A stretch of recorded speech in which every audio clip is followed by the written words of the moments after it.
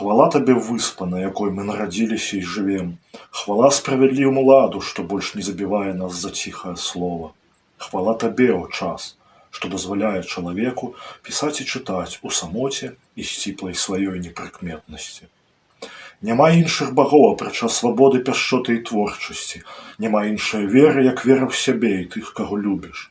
Няма іншай мэты, як толькі дажыць годнасці, волі і прытомнасці дадзеныя табе дні, чтоб не прыдумлялі надзеленыя ўладай блазны і крыважэрцы. Пахвалёныя і вы, ты, каго яшчэ няма, тыя, каму выпадзе тут апынуцца, калі святло аслепіць зямлю апошні раз.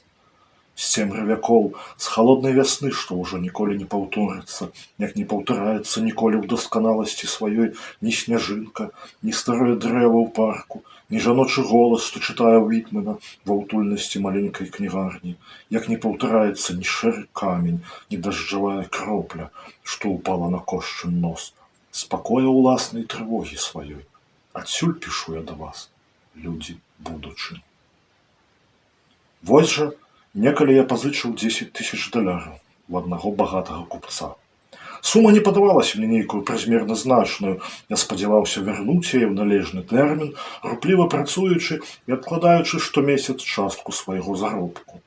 З дапамогай гэтай пазыкі думаў я набыць маленькі дом з садам за 20 кіламетраў ад МКАДу і пасяліцца там з добрай жаною і будучымі дзеткамі, і дажыць адмераны мне час у ціхай працы і ўдумлівай творчасці, між старых кніг і вечнай вагнеравай музыкі, пад шумлівымі дрэвамі і нязрушным небам на сваёй зямлі.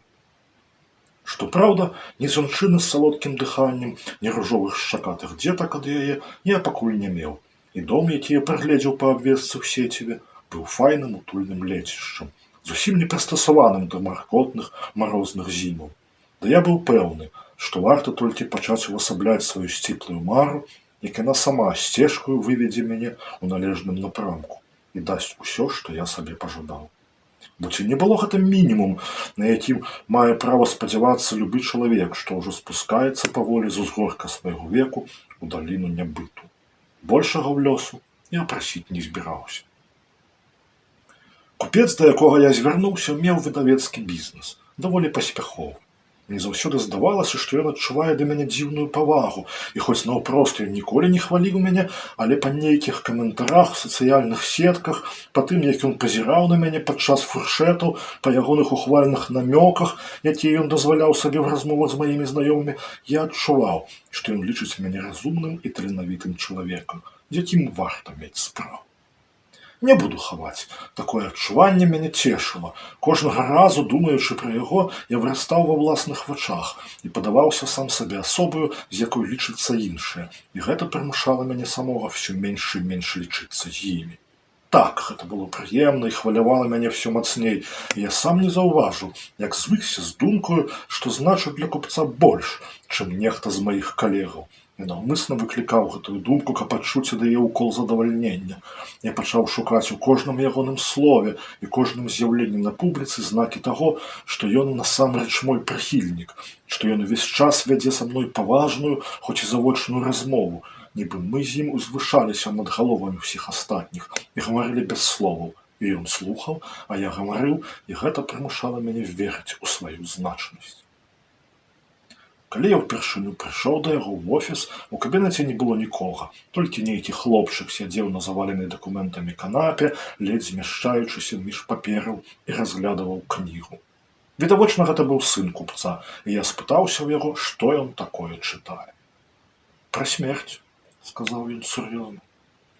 Я міжволі усміхнуўся, як на маім месцы зрабіў бы любы дарослы, пабачыўшы дзіця, што з сур'ёзным выглядам удае з сябе філёзафа. І пры гэтым падумаў, што мой сын ніколі не будзе сядзець у пыльным офісе з нуднай і страшнай кнігай у руках. Не, я буду даваць яму кнігі пра жыццё, вясёлыя і яркія гісторыі, ад якіх ён будзе смяяцца і марыць, і адкрываць свет, і перажываць галавакружныя прыгоды, якія ніколі не напаткаюць яго ў сталым веку, і пачувацца шчаслівым у тую пару, калі шчасце прэ з усіх пораў. Ці не зарана табе чытаць такія кнігі? «Не», — сказаў ён, гледзячы на мяне без усмешкі. Тады пачытай мне, папрасіў я, але ён раптам раздражнёна скінуў кнігу з каленяў, быццам мая просьба ператварыла яе ў нудную рэч, з якой хлопчык не ведаў, што рабіць. Я падняў кнігу і пабачыў, што гэта і праўда выданне для дзяцей, дзіцячая кніга пра смерць. Я і не здагадваўся, што існуюць такія кнігі. Цікава, сказаў я, значыць, ты ўжо ведаеш, што такое смерць? Так. І што? Ён адвярнуўся, я быў яму непрыемны. І тады я зразумеў, што хлопчык наўрад ці ўмее чытаць. Ён проста разглядаваў карцінкі, а я яму перашкодзіў. Хочаш, я табе патлумачу? Не чакаючы адказу, я падышоў да стала ягонага бацькі, растапырыў указальны і сярэдні пальцы і паставіў іх на самым краі. Атрымаліся дзве нагі. Усё мае свой пачатак і свой канец. І стол, і я, і твой бацька, і гэты пакой, і горад, дзе мы жывем, і твая кніга, ёсць першая і апошняя старонка, і ты таксама маеш пачатак і канец, уяўляеш? Ён пахмурна назіраў за мной, малы на канапе паміж дзвюх горак з рукапісаў, брашураў, накладных, дамоваў і актаў. Ён сядзеў там, як кароль на папяровым троне, і, здавалася, зусім мяне не слухаў. Колькі ж яму было гадоў? Я заварушыў пальцамі. Раз, два. Дзве ножкі, што выраслі з маёй рукі, рушылі па стале, крок за крокам. Глядзі, вось ідзе чалавечак. Ён яшчэ толькі пачаў свой шлях. Гэта ты. Да самага канца стала яму яшчэ так доўга. Так шмат усяго яшчэ можа здарыцца па дарозе. Цікавага, вусцішнага, нуднага, цудоўнага, грознага. І там, дзе цудоўнае і файнае, чалавечку, вядома ж, хацелася б прыпыніцца і застацца, але ён не можа, трэба ісці. Ён не можа спыніцца і перастаць перабіраць ножкамі. Я пераставіў пальцы на самую сярэдзіну. А гэта я. Вось я ўжо колькі прайшоў. І таксама не магу спыніцца. Іду і іду, і мы з табой ведаем, што стол, па якім мы ідзем, не бясконцы. Калі мой чалавечак дойдзе да канца, што з ім здарыцца? Ён жа не можа перастаць ісці. Я запытальна павярнуўся да хлопчыка, але той моўчкі глядзеў на мяне проста ў твар, а зусім не на пальцы, якімі я адчайна вырушыў, каб прыцягнуць яго ўвагу. Ну падумай. Добра, я табе падкажу. Чалавечак упадзе. Я паказаў, як чалавечак ляціць у бездань, проста на ламінат офіснай падлогі. Ляціць і роспачна дрыгае нагамі. А потым я схаваў руку за сталом і сказаў: вось, быў, ішоў і няма. А за ім крочаць па стале жыцця іншыя чалавечкі. І яны будуць ісці яшчэ доўга, і ў іх усё будзе цудоўна. І пакуль яны дойдуць да канца, яны паспеюць стаміцца. І ім зусім не будзе страшна падаць, бо нарэшце яны змогуць адпачыць пасля такой доўгай і цяжкай дарогі. Я ўздыхнуў і усміхнуўся.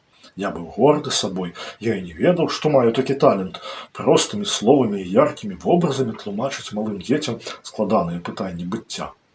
Яшчэ я падумаў, што майму будучаму сыну пашанцуе, яго бацька зможа расказаць яму пра жахлівае так, каб не спужаць, а гэта ў наш час многага варта.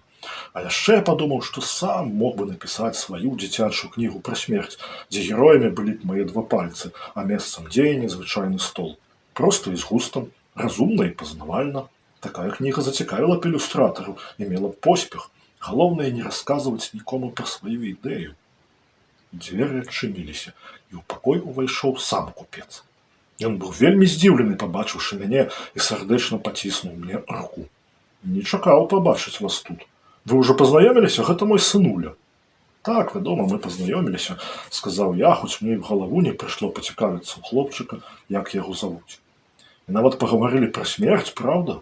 Павярнуўся я да хлопчыка, які боўтаў нагамі, седзячы на канапе. Ён скурчыў брыдкую грымасу, і я, падміргнуўшы, бо што мне заставалася рабіць, зноў узяў у рукі ягоную кнігу. Мне прынеслі яе ўчора, сказаў купец. Цікава прыдумалі гэтыя шведы. У нас нікому б не прыйшло ў галаву напісаць дзіцячую кнігу пра такое. Цікава, пагадзіўся я. Цікава тое, які ўсё ж доўгі шлях прайшло чалавецтва. Некалі дзіця было абсалютна беспраўным. Яго лічылі проста маленькай копіяй дарослага, ад няўдалых копіяў імкнуліся пазбаўляцца, і гэта нікому не падавалася пачварным. Потым дарослыя прызналі дзіця недачалавекам, нейкім непаўнавартасным варыянтам саміх сябе. Лічылася цалкам нармальным пужаць дзяцей гвалтоўнай смерцю, нячыстай сілай, божай карай, каб яны не заміналі дарослым жыць і не парушалі парадку і арганізаванасці грамадства. А цяпер дзеці прызнаныя людзьмі, маюць усе правы, абароненыя ўсімі магчымымі законамі, грамадства стаіць на варце іх інтарэсаў, і вось гэтыя шчаслівыя дзеці мусяць думаць пра ўласную смерць. Смерць, за якой няма ні кары, ні выхаваўчай мэты, ні сэнсу, проста распад, сведчанне марнасці нашага існавання. І няважна, малы ты або дарослы, ты памрэш, з тым і жыві. Жорстка? Так, прынамсі, больш жорстка, чым калі-кольвічы ў гісторыі. Купец выслухаў усё гэта з вялікай увагай, і, як мне падалося, з не меншай пашанай, і я зноў адчуў, што недарэмна жыву на зямлі. Так, вы, безумоўна, маеце рацыю, сказаў купец. Калі прыйдзе час, дзеці самі ва ўсім разбяруцца, а наўмысна навязваць ім веды, якія множаць трывогі і кепскія сны, не варта. Калі дзіця не пытаецца пра штосьці само, значыць, час для пытанняў яшчэ не прыйшоў. Не так даўно мы былі на пахаванні майго дзядзькі, і на хаўтурах сынуля папрасіў мяне патлумачыць, што здарылася. Забаўна. Мне давялося зімправізаваць, але, ведаеце, у мяне неблага атрымалася. А што такое смерць? Спытаў сын. Я задумаўся, а потым паглядзеў на стол, на якім якраз прыбіралі посуд, і зрабіў вось што. Купец падышоў да свайго працоўнага стола і паставіў на яго край 2 пальцы правай рукі, сярэдні і указальны. Я паставіў на край стола 2 пальцы, так што атрымаліся 2 ножкі, і ножкі затупалі наперад вось так. Купец заварушыў пальцамі. Раз, два, пальцы паволі пайшлі ад аднаго краю да другога, а ён працягваў расказваць. І тады я сказаў сыну, вось чалавечак, які толькі што нарадзіўся і пачаў жыць. Стол – гэта яго жыццё ад краю і да краю, і чалавечак ідзе наперад, ён не можа не ісці. Нехта прыйшоў толькі пару крокаў, а нехта хутка ўпадзе, бо прайшоў увесь стол, а спыніцца не можа. Сынуля глядзеў, як зачараваны. Я паказаў яму, як чалавечак падае, і тады малы, як заплача. Яму страшна, гэтаму чалавечку, закрычаў ён. Чаму ты не выратуеш яго, татка? Ты ж можаш, я ведаю. Мы з жонкай ледзь яго супакоілі. І ўсё ж я падумаў, што гэта неблагая ідэя. Вось так тлумачыць дзецям канцовасць усяго жывога. Нават не ведаю, як гэта прыйшло мне ў галаву. Усяго 2 пальцы і стол з аб'едкамі ад рытуальнай вечэры. Чыстая імправізацыя. Так што, як бачыце, натхненне наведвае не толькі паэтаў, бардаў, мастакоў, але і нас, купцоў, слуг мамоны. Сапраўды, каб патлумачыць, што такое смерць, нам хапае ўласнага смяротнага цела. Хутка прамовіў я, схаваўшы руку ў кішэню, і згорача пачаў разглядваць развешаныя па сценах дыпломы, якія купец атрымаў за ўдзел у самых розных конкурсах і кірмашах. Якія разумныя і пры гэтым дасканала сфармуляваныя словы, сказаў купец, і мяне зноў гарнула хваля асалоды ад ягонае пахвалы. У пакой увайшла прыгожая, але нейкая празмерна хударлявая жанчына і забрала хлопчыка. Гэта была жонка купца. Ён прадставіў мяне ёй, але яна не звярнула на мяне асаблівай увагі. Я зайздрошчу дзецям, ім ёсць што чытаць. Купец нарэшце ўсеўся за свой стол, і гэтым адразу ж нагадаў мне пра мэту майго візіту. Ім дазволена верыць у казкі, а на мне. Больш за ўсё на свеце дарослыя любяць казкі, але людзям сорамна ў гэтым прызнацца. Як абысці забарону, калі ты сам яе прыдумаў? Мне здавалася, дарослыя любяць нон-фікшн. Нон-фікшн – гэта казка, у якую Бог дазваляе верыць даросламу чалавеку, сказаў купец. Гістарычны нон-фікшн – казка, бо кожны гісторык выдумляе сваю гісторыю. Нон-фікшн па біялогіі, хіміі, анатоміі – казка, бо большасць з нас, прафанаў у гэтых сур'ёзных галінах, успрымае такія кніжкі менавіта як казкі. Клеткі, мікробы, часціцы, элементы, злучэнні, органы – хіба гэта не героі казак? Хіба яны дзейнічаюць не так, як персанажы захапляльных аповедаў? І хіба мы ставімся да іх інакш, чым людзі мінулых стагоддзяў, да пачвараў, эльфаў, гномаў і вядзьмарак? Можа быць, сказаў я. Мы чытаем пра ўласныя страўнікі і мазгі, але мы не можам усвядоміць, што ўнутры нас такое адбываецца без нашай волі.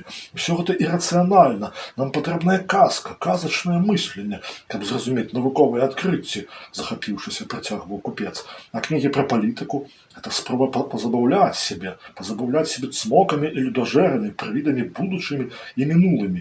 Ды біяграфія вялікіх людзей і скандальных зорак в аснове сваёй казкі і нішто больш. Бо кожны біёграф – казачнік, а часцей нават проста хлус. І зноў прыемнае адчуванне апанавала мяне, бо я быў перакананы, што купец ні з кім больш не абмяркоўвае такія рэчы, што я адзіны, каму ён давярае свае інтэлектуальныя развагі. Ды і з кім яму яшчэ пагаварыць? Купец з купцом размаўляе пра купецкае, дамовы, правы, сумы, заробкі, прыбытак. Ну, часам, вядома, яны размаўляюць яшчэ і пра грошы. У тыя рэдкія хвіліны, калі не размаўляюць пра грошы. А калі яны не размаўляюць пра грошы, яны гавораць пра штосьці інтымнае, напрыклад, пра грошы. І нават калі некаму з іх заманецца пагаварыць не пра грошы, яны пачынаюць прыкідваць, колькі гэта будзе каштаваць. «Прабачце», – сказаў купец. «Вядома, мы прыйшлі сюды не для таго, каб выслухоўваць мае дылетанцкія развагі пра рэчы, у якіх купцы нічога не темяць. Ваш візіт мяне ўсхваляваў. Я нават забыўся прапанаваць вам выпіць.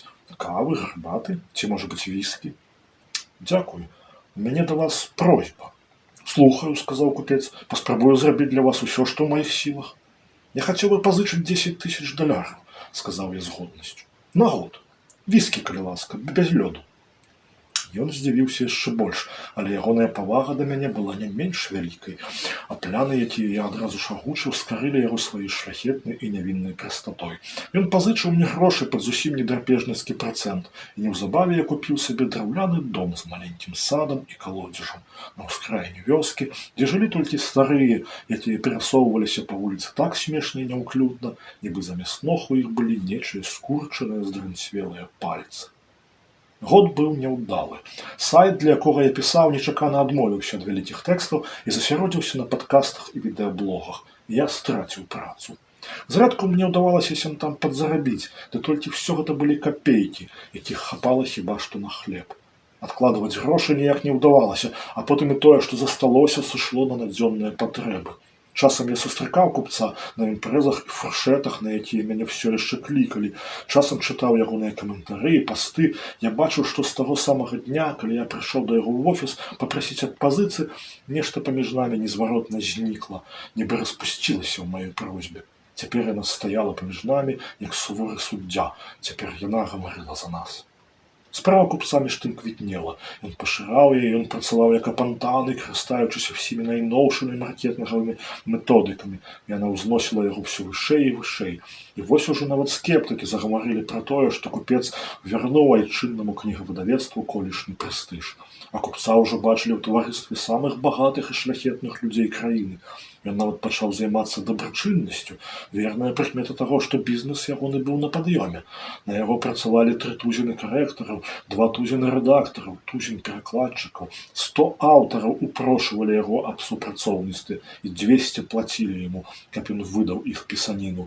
300 тутэйшых друкароў змагаліся за ягоныя замовы, а ён друкаваў кнігі ў Вільні і атрымліваў дыплом за дыпломам. А я гэтым часам штодня ездзіў са сваёй убогай хаціны ў сталіцу, дзе спрабаваў знайсці хоць якую працу, і потым, змораны і галодны, з пакетам поўным сабачай каўбасы, аўсянкі і таннага віна, вяртаўся дамоў. Таропкай хадою, не ведаючы ні выходных, ні святаў, я хадзіў на станцыю электрычкі і вяртаўся ўвечары ў свой стары дом.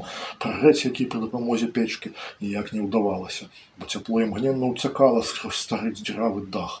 Як кожную раніцу ўцякала моя закіпелая каша праз край каструлі, і кожны мой крок па то занесенай снегам, то раз'едзенай гразёю вясковай дарозе нагадваў мне, што да канца тэрміну засталося яшчэ на секунду менш, і кожная хвіліна, калі я нерухома ляжаў у ложку пад 2 коўдрамі, вяртала мяне да таго стала і таго чалавечка, да марных спробаў ягоных спыніцца і застацца на сярэдзіне шляху, смеху вартых спробаў падмануць час. Але потым я ўскокваў і пачынаў бегаць па хаце, бо і пад коўдрамі мяне скоўваў холад. Я бегаў і чакаў вясны, а з ёй і дня разрахунку. Калі я прыйшоў да купца ўвесну, ён ужо не выглядаў ні сардэчным, ні здзіўленым, хутчэй стомленым і засмучаным. З парога я прызнаўся яму, што не магу аддаць пазыку. «Што ж», – сказаў ён, выслухаўшы мяне з непранікальным тварам, «я мог бы звярнуцца да дзяржавы, каб яна занялася вамі і пакарала за вашу ляноту і легкадумнасць». Я не ведаў, што сказаць. Жах апанаваў мяне. Хоць дзяржава ўжо даўно не забівала нікога за ціхае слова, яна магла пазбавіць мяне свабоды. А свабоду я любіў больш за ўсё на свеце. Але я не люблю дзяржаву, прамовіў купец, даўшы майму жаху ўвабрацца ў сілу. Няма на свеце такіх купцоў, якія любілі б дзяржаву. Дзяржаву, што прымушае іх дзяліцца прыбыткам і ўсяляк замінае духу вольнага прадпрымальніцтва. Дзяржаву, што ім імкнецца кантраляваць кожны здабыты намі талер, а потым садзіць нас у турмы. Варта нам усяго толькі аднойчы апярэдзіць свой час. Ён дастаў напісаную распіску і пакруціў яе ў руках. Я мог бы папрасіць сваіх сяброў пакараць цябе. Ён перайшоў на ты без папярэджання, но паказваў мне, што мы маглі перайсці на ты ў зусім іншым, так бы мовіць, кантэксце. Некалі ягонае ты магло б зрабіць мяне шчаслівым, але цяпер яно біла мяне па шчоках. Але я не хачу быць жорсткім. Я глядзеў на ягоны стол і бачыў бясконцыя палкі пальцаў, што рухаюцца ад краю да краю і абрынаюцца роўнымі шахтамі ў бездань. Я ведаў, што пагаджуся на ўсё. «Урэшце я могу просто дазволіць табе прадаць твою убогую хатку», – сказаў купец, уважліва разглядваючы мой твар. «Але ж ніхто не купіць яе за такія грошы, яе рэальны кошт 5,000, не болей. Да і каму она тут здалася? Тебе папросту не будзе дзе жыць, і ты прападзееш, згібееш, бо нікому тут не патрэбнае тваё мастацтва. Ты ведаеш гэта. І тады, гібеючы, ты зноў прыйдзеш да мяне і зноў папросіш ад пазыцыі, і ўсё паўторыцца. Пальцы крочылі па стале, пальцы ў жалезных касках пярсцёнкаў, пальцы ў бліскучых пазногцях, што адсвечвалі як латы старажытных вояў. Тысячы пальцаў. Я бачыў іх, я чуў іхны тупат. Пальцы жаночыя, мужчынскія, дзіцячыя і старэчыя прымаршыравалі да краю стола і раптам замерлі, як па камандзе. «Я прыдумаў, чым ты адплаціш мне за маю дабрыню», – сказаў купец па непрацяглым роздуме. «Прыдумаў яшчэ тады, калі ты толькі раскрыў рот, каб папрасіць у мяне пазыку. Ты будзеш пісаць для мяне казкі». «Казкі? Але я ніколі не пісаў казак». «Дык пачні», – сказаў ён і наліў сабе кавы. «Усё некалі бывае ўпершыню. Некалі ўпершыню ты абачліва прамаўчаў, хоць датуль прызвычаіўся гаварыць усё, што прыйдзе ў галаву, і ў гэты момант зрабіўся дарослым. Упершыню сам зарабіў сабе грошы на хлеб, упершыню лёг з жанчынаю, упершыню адчуў, што маеш сэрца ў тым месцы, дзе, як табе раней здавалася, была звычайная пустата. Упершыню зразумеў, што ты не бог, а ўсяго толькі істота на дзвюх нагах, што крочыць у бездань. Упершыню адчуў боль расстання і слодач вяртання. Ці ты не згодны са мной?» Я быў змушаны прызнаць яго рацыю і схіліў галаву перад ягонай мудрасцю, і ён ацаніў маю пакору. «Кожны дзень цягам месяца ты будзеш пісаць для мяне па адной казцы, і кожны вечар ты будзеш прыходзіць да мяне і чытаць тое, што напісаў. І калі хоць адна казка не будзе вартай таго даверу, якім я так шчодра ўзнагародзіў цябе, я знайду, чым пакараць неслуха і мантача за яго саманадзейнасць. На цябе абрынецца вся моц дзяржавы, все законы нашага справядлівага ладу, вся злосць маіх партнераў, уся жорсткасць маіх суворых сяброў. Дык не маруць, пачні ўжо сёння. А заўтра роўна 9 вечара я чакаю цябе ў маёй хаце. Вось адрас, і не спазняйся». Я ўжо выходзіў з яго кабінета, калі ён паклікаў мяне. Я абярнуўся. І вось яшчэ адна ўмова. Кожная казка павінна пачынацца тымі самымі словамі. Якімі? Якімі? Вельмі простымі. Гэтыя словы мусяць дысцыплінаваць цябе. Я цярпліва чакаў, стоячы на парозе. Здавалася, ён сам не ведаў, што за пачатак мусіць быць у маіх яшчэ не напісаных казак. Ён думаў доўга, то хмурнеючы, то усміхаючыся сам сабе, і твар ягоны то цямнеў, то святлеў, быццам за акном мянялася надвор'е, хоць там з самага ранку свяціла сонца. І калі я трэці раз пераступіў з нагі на нагу, ён кінуў мне, як аб'едкі, запаветныя словы. І словы гэтыя гучалі так: «Міласэрны Бог».